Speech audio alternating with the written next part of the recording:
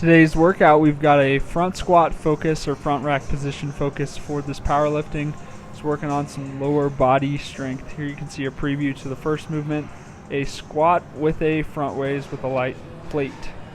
Second movement for the preview, we've got a nice hip flexor and core exercise, raising a weighted resistance here, about an 8-pound medicine ball while being suspended or holding ourselves up from the pull-up bar. This is a really cool exercise, challenging, and grip strength can sometimes be the limiting factor on this as well.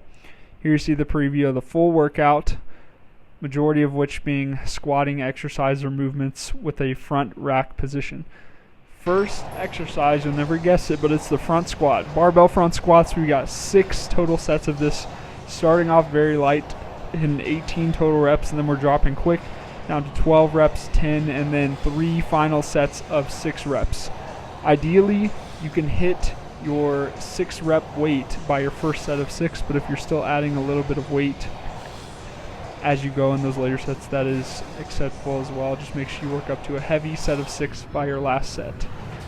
After that, we got some full body thrusters, especially the first couple sets, 4 sets of 8, staying light and fast, going from that full squat to an overhead press in that front rack position.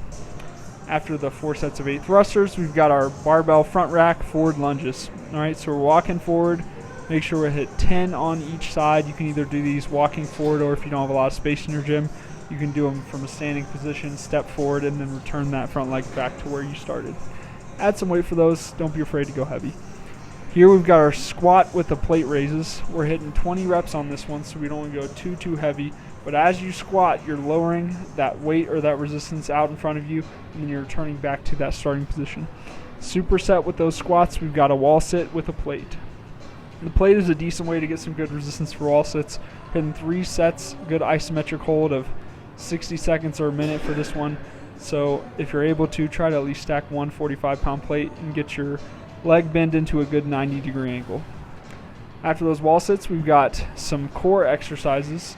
So here we're doing a knee raise from a bent knee and from a straight leg position from a declined bench. This is a great way to get a deeper range of motion than doing core exercises from the floor, which is how a lot of people do core. This will be much more challenging, and you'll feel the burn in those lower abdominals. Another exercise from the preview, we've got our dead hang with our leg raises, both from a straight leg and a bent knee position. Make sure we're gripping or squeezing whatever weight or resistance it is we have on our feet. You won't be able to go very heavy on this one in all likelihood. Another way to add resistance is with a band tied to a mount or post, and put a light band around your ankles and raise against the resistance of that band, although that'll be pretty heavy. Finishing off, we got 4 sets of 8 box jumps, trying to rebound and explode right back into that top position without having to step back between reps.